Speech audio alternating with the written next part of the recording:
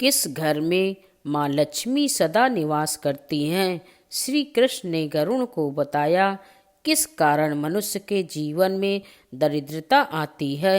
वह कौन ऐसा पाप है जिसे करने के बाद देवी लक्ष्मी मनुष्य के घर को त्याग कर चली जाती हैं, और वह कौन सा पुण्य है जिसे करने से देवी लक्ष्मी सदा उस घर में वास करती है। तो चलिए दोस्तों, जानते हैं इस कथा के माध्यम से। एक समय की बात है, गरुड़ देव भगवान श्री कृष्ण के पास जाते हैं और बोलते हैं, मेरा आपको सादर प्रणाम। भगवान श्री कृष्ण कहते हैं, हे गरुड़, आज किस प्रयोजन से आना हुआ? तब गरुड़ बोलते हैं, हे प्रभु, मैं आपसे आज 3 प्रश्नों के उत्तर जानने के लिए आया हूँ। यदि आप मेरे प्रश्नों का उत्तर दे दें तो मेरे मन की व्याकुलता शांत हो जाएगी। तब भगवान श्री कृष्ण बोलते हैं, हे गरुड़, आप निसंकोच होकर पूछिए। आप जो भी प्रश्न पूछना चाहते हैं मैं आपके प्रश्नों का उत्तर अवश्य दूंगा। तब गरुड़ देव बोलते हैं, हे प्रभु, आप मुझे बताइए किस कारण मनुष्य के जीवन में दरिद्रता आती है? कौन सा पुण्य है जिसे करने से देवी लक्ष्मी मनुष्य के घर को त्याग कर चली जाती हैं, और वह कौन सा पुण्य है जिसे करने से देवी लक्ष्मी घर में निवास करती हैं? तब भगवान श्री कृष्ण बोलते हैं, हे गरुड़, समस्त मानव जाति के कल्याण के उद्देश्य से इन अत्यंत महत्वपूर्ण प्रश्नों का उत्तर एक कथा के माध्यम से सुनाऊंगा। मेरे द्वारा सुनाई गई इस कथा को आप ध्यान पूर्वक अवश्य सुनिए। तब गरुड़ कहते हैं, हे प्रभु, कृपया आप मुझे वह कथा सुनाइए। आपके मुख से इस कथा को सुनना मेरा सौभाग्य है। मैं इस कथा को पूरा सुनूंगा और इसका प्रचार तीनों लोकों में करूंगा। भगवान श्री कृष्ण कहते हैं, हे गरुड़, जो मनुष्य सत्य का साथ देता है, ईश्वर उसका साथ कभी नहीं छोड़ते हैं। आज मैं आपको महाराज हर्षवर्धन की कथा सुनाता हूँ, जिन्होंने देवी लक्ष्मी का त्याग करके दरिद्रता को ग्रहण कर लिया था। त्रेता युग की बात है। भारतवर्ष में सत्यवादी धर्मात्मा राजा हर्षवर्धन राज्य करते थे। उनका राज्य कुंतल प्रदेश था। उनके राज्य की प्रजा उनसे अत्यंत संतुष्ट रहा करती थी। महाराज हर्षवर्धन बड़े दानी, सूरवीर और वचन का पालन करने वाले थे। वह सदैव अपनी प्रजा के हित का ही विचार करते थे। महाराज हर्षवर्धन इतने दयालु थे कि उनकी महानता का परिचय इस बात से पता चलता है कि जब भी उनके नगर में कोई भी साधारण मनुष्य बिक्री करने के लिए बाजार में अन्न, वस्त्र आदि कोई वस्तु लाता, और यदि वह वस्तु सायंकाल तक नहीं बिकती तो उसे राजा स्वयं खरीद लिया करते थे, ताकि उनके राज्य से कोई खाली हाथ ना जा सके। अपनी प्रजा के हित के लिए राजा ने यह प्रतिज्ञा की थी, सायंकाल होते ही राजा के सेवक शहर में भ्रमण करेंगे, और जब वह किसी को कोई वस्तु या द्रव्य लेकर बैठा हुआ देखेंगे जिस भी किसी ने खरीदा ना हो, तो महाराज के सेवक उस व्यक्ति से उन वस्तुओं की कीमत पूछेंगे और उसकी इच्छा और जरूरत के अनुसार उस वस्तु की जो भी कीमत होगी वह कीमत देकर उसकी वस्तुओं को खरीद लेते थे। इस प्रकार से महाराज के ऐसे दयालु स्वभाव को देखकर अनेक लोग प्रसन्न होकर उनकी महानता की चर्चा करने लगे। महाराज हर्षवर्धन की कीर्ति तीनों लोकों में होने लगी। देवता भी उनकी प्रशंसा करने लगे। जब यह बात धर्मराज को पता चली तो एक दिन स्वयं धर्मराज ने ही महाराज हर्षवर्धन की परीक्षा लेने की सोची। फिर एक दिन स्वयं धर्मराज एक ब्राह्मण का वेश धारण करके महाराज हर्षवर्धन की नगरी में प्रकट हुए। उन्होंने अपने साथ टूटी फूटी चीज, कूड़ा करकट और कचरा एक पेटी में भर कर ले लिया, अर्थात उन्होंने दरिद्रता पेटी में भर लिया, और उस पेटी को लेकर वे सत्यवादी महाराज हर्षवर्धन के नगर में उनकी परीक्षा लेने के लिए पहुंच गए। धर्मराज उस नगर के बाजार में उस दरिद्रता वाली पेटी को बेचने के लिए बैठ गए, किंतु कौन व्यक्ति कूड़ा कचरा खरीदेगा? ब्राह्मण रूपी धर्मराज दिन भर वहीं पर बैठे रहे, लेकिन किसी ने भी उनका कूड़ा कचरा नहीं खरीदा। जब शाम हो गई तब राजा के सेवक हमेशा की तरह ही बाजार में घूमने लगे। जिसका भी बिक्री का सामान बचा होता उसे वह उचित धन देकर खरीद लेते थे ताकि कोई खाली हाथ घर ना जा सके। फिर उन सेवकों ने देखा कि एक ब्राह्मण अपनी पेटी लेकर बैठा हुआ है। राजा के सेवकों ने उस ब्राह्मण महाशय के पास जाकर पूछा, महाराज, आप इस नगर में नए दिखाई दे रहे हैं, क्या हुआ? आपका सामान किसी ने भी नहीं खरीदा? ऐसा क्या लेकर आए हैं आप अपनी इस पेटी में? महाराज के आदेश से हम आपका यह सामान खरीदने के लिए आए हैं।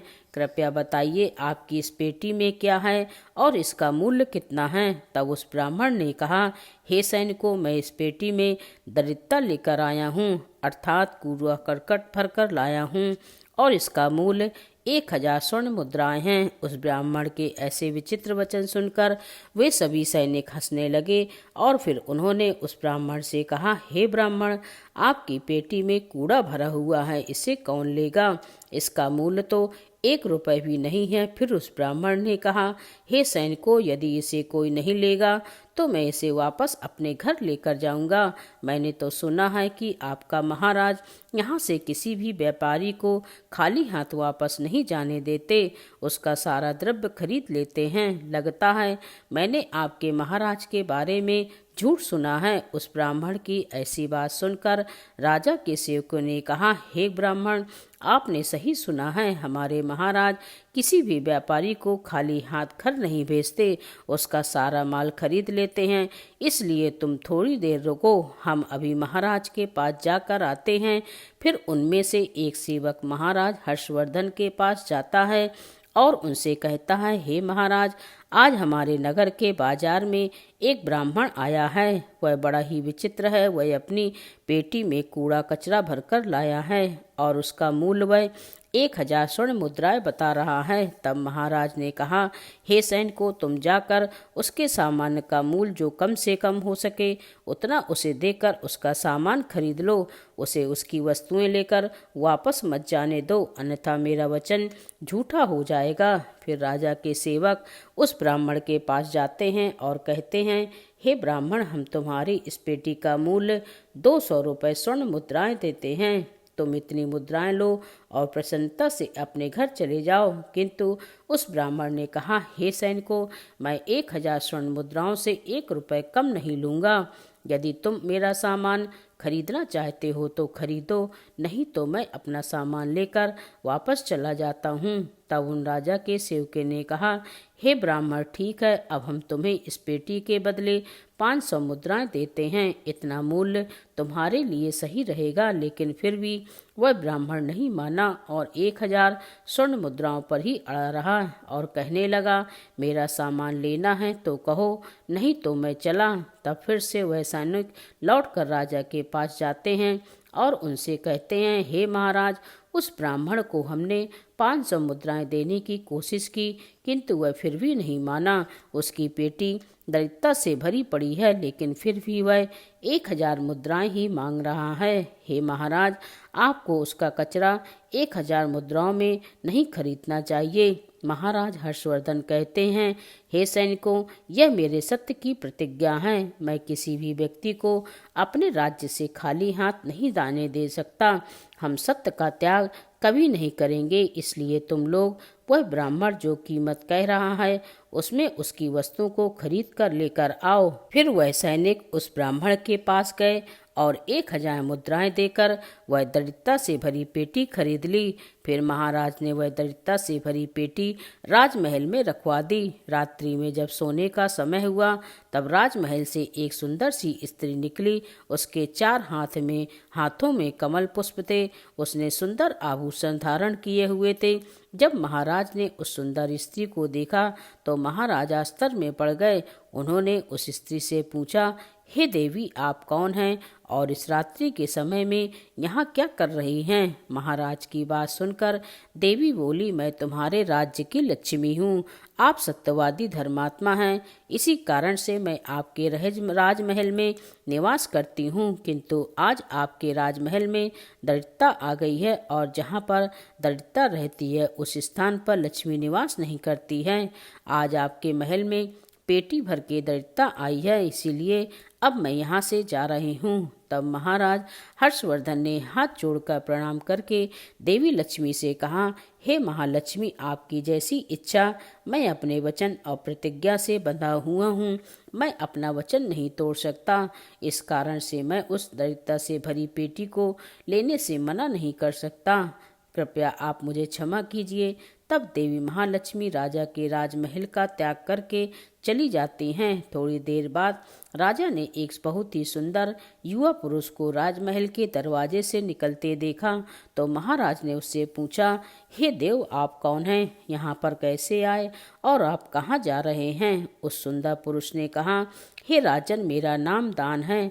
आप सत्यवादी धर्मात्मा हैं, सदैव धर्म का पालन करते हैं। इसी कारण से मैं आपके राजमहल में निवास करता था, किंतु अब देवी लक्ष्मी आपके राजमहल को त्याग कर चली गई हैं। लक्ष्मी के बिना आप दान कहाँ से करेंगे?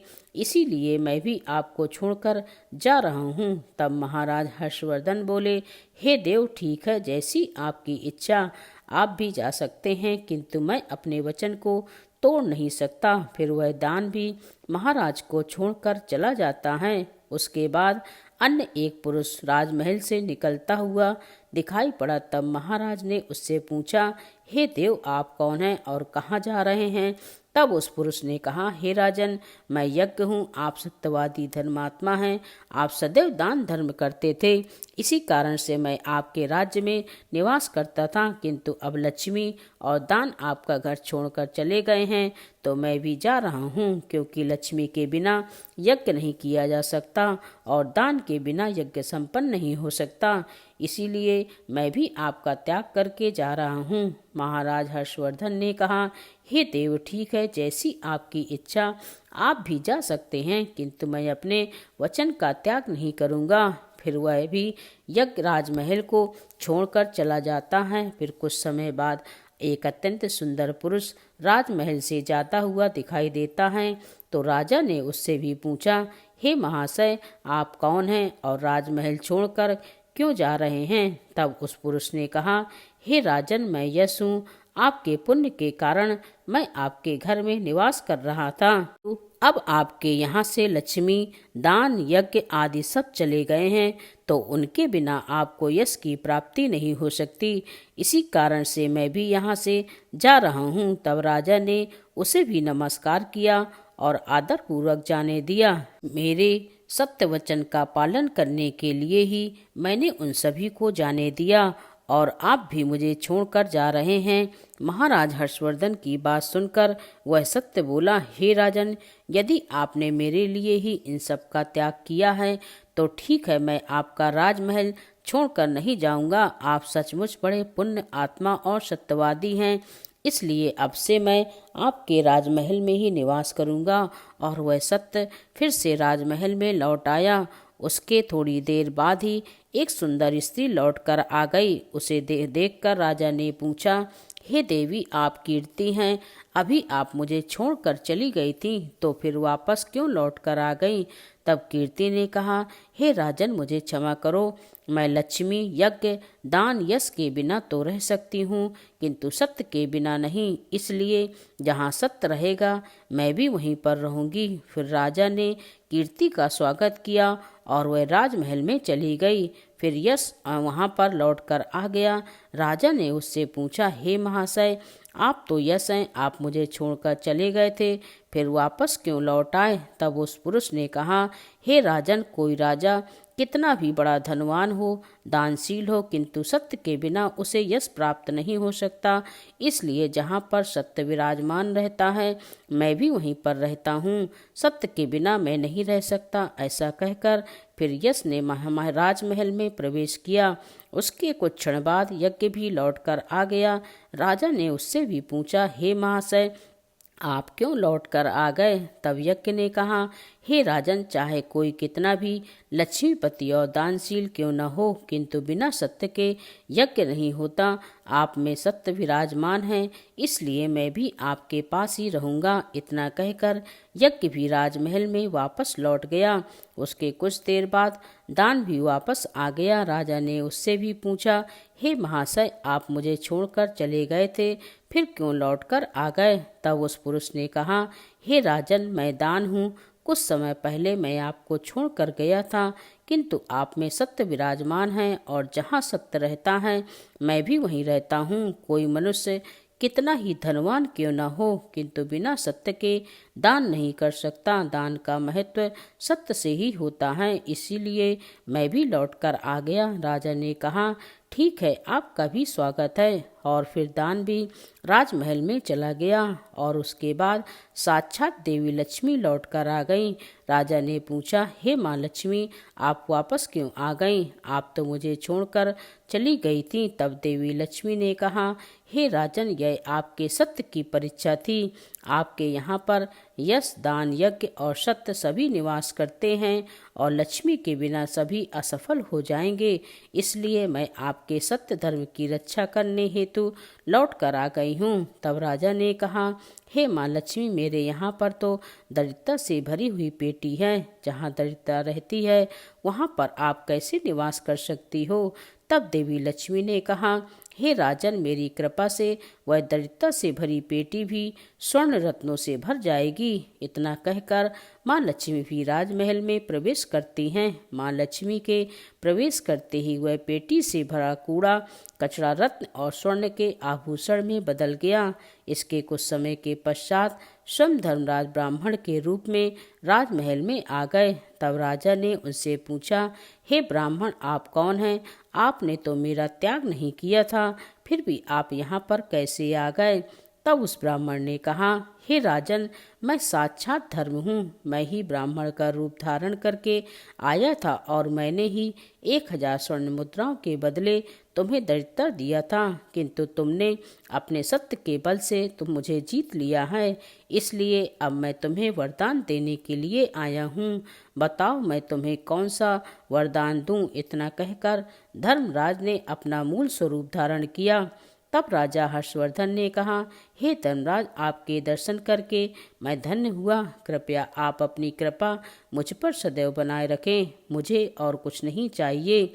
फिर धर्मराज ने राजा को आशीर्वाद दिया और उस स्थान से अंतर्धान हो गए। भगवान श्री कृष्ण कहते हैं, हे गरुड़ देव, इस प्रकार से अपने सत्य धर्म के कारण ही महाराज ने सभी पर विजय प्राप्त की थी।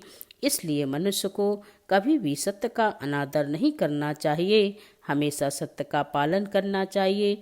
जो सत्य की राह पर चलता है उसके पास लक्ष्मी, दान, यज्ञ, यश, कीर्ति सदैव निवास करती है। तो दोस्तों, इस प्रकार से भगवान श्री कृष्ण ने गरुड़ देव जी को अत्यंत महत्वपूर्ण ज्ञान दिया। मित्रों, उम्मीद करते हैं आपको हमारी आज की यह वीडियो अवश्य पसंद आई होगी। जय श्री कृष्णा।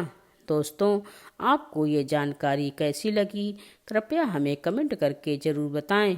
वीडियो पसंद आई हो तो लाइक करें और सब्सक्राइब करें। धन्यवाद।